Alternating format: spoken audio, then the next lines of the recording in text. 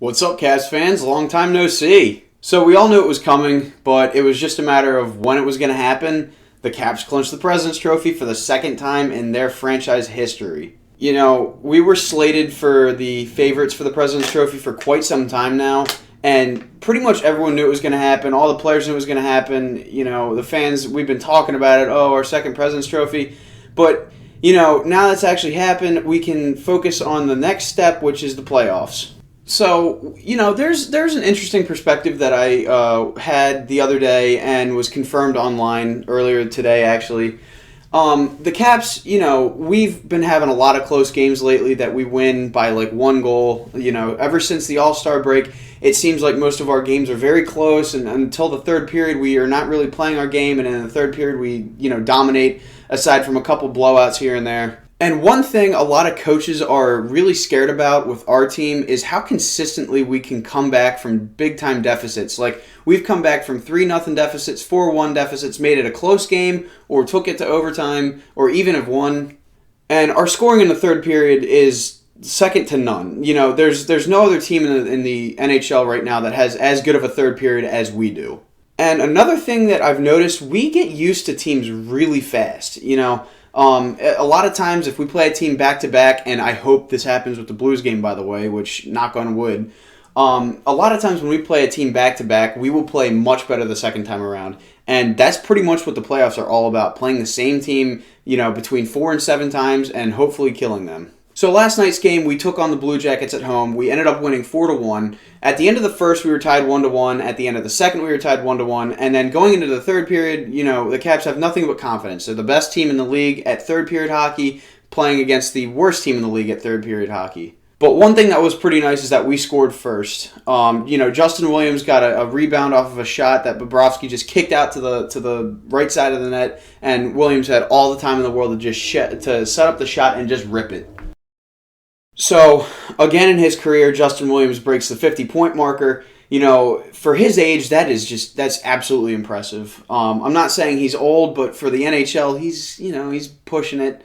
But it's incredible. He's doing exactly what we signed him to do, and I really hope that Mr. Game 7 shows up in the playoffs the same way he did for the Kings back in 2014. Unfortunately, another bad habit that the Caps have is giving up their early lead. So we gave up our 1-goal lead only a minute and a half after Williams' goal. You know, Cam Atkinson ripped it past Holtby. It was a really, really bad turnover by Orlov. You know, he was beating himself up. It seemed like maybe the coach staff were pissed off at him too, because he only played like 3 shifts the second period. You know, a lot of these young guys, they really have to settle down. You know, Orlov, he's going to let it get to his head, and that's only going to affect his game in a bad way. He can't let just a turnover like that just ruin him. He needs to just come out and prove that he's better than that. So like I said before, the second period, there was no scoring on either side, but, you know, the Caps were dominating the game. Possession-wise, shot-wise, you know, everything-wise. We were just completely outplaying the Blue Jackets. It's actually a miracle that we didn't score in the second. So the third period rolls around, and we are cycling our fourth line out there.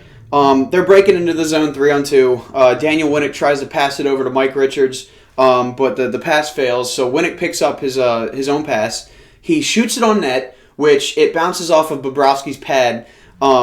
Mike Richards tries to get it backhanded, but kind of whiffs it. But it's beautiful because the rebound's sitting there right for Willie, who just comes in, scoops it backhand, and it goes in the net.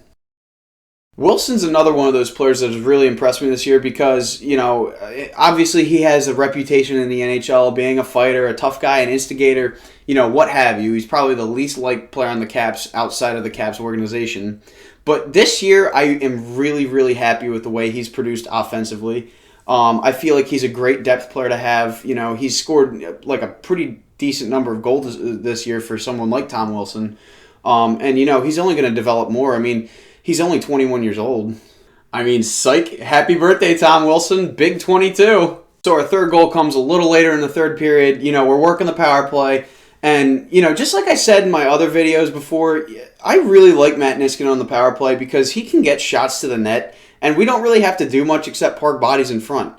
So what happens is Backstrom passes it to Niskanen out front, who just completely rips the shot, and TJ Oshie, just beautiful position, like great deflection, just smacks the puck down a little bit, bounces off the ice and goes to the left of Bobrovsky and in the net. Big Bob had absolutely no shot of saving that shot. So Backstrom picks up the primary assist on that goal. And, something that was really bothering me about yesterday's game is the way Backstrom was playing. The first 2 periods, it looked like he was playing panic hockey. He was making really poor decisions with the puck. His passes were more or less turnovers most of the time. He got put in situations where he ended up losing the puck, and it was his own fault. And then I guess the icing on the cake was just that horrible, unsportsmanlike penalty that he got against Bobrovsky by shooting the puck between his legs. I saw him arguing with the ref. He was probably saying something along the lines of, I couldn't hear the whistle. But if he couldn't hear the whistle, he would not have done that trick shot, the shoot between the leg type deal like that. So I don't know what was up with him, but I really hope he gets out of that funk. Regardless, he gets the empty netter and he gets his 20th goal of the season, which marks his 67th point on the season. So, he's perfectly fine point production-wise. So, the Caps clinch the President's Trophy before any other team in the East even clinches a playoff spot. I'll take that any day.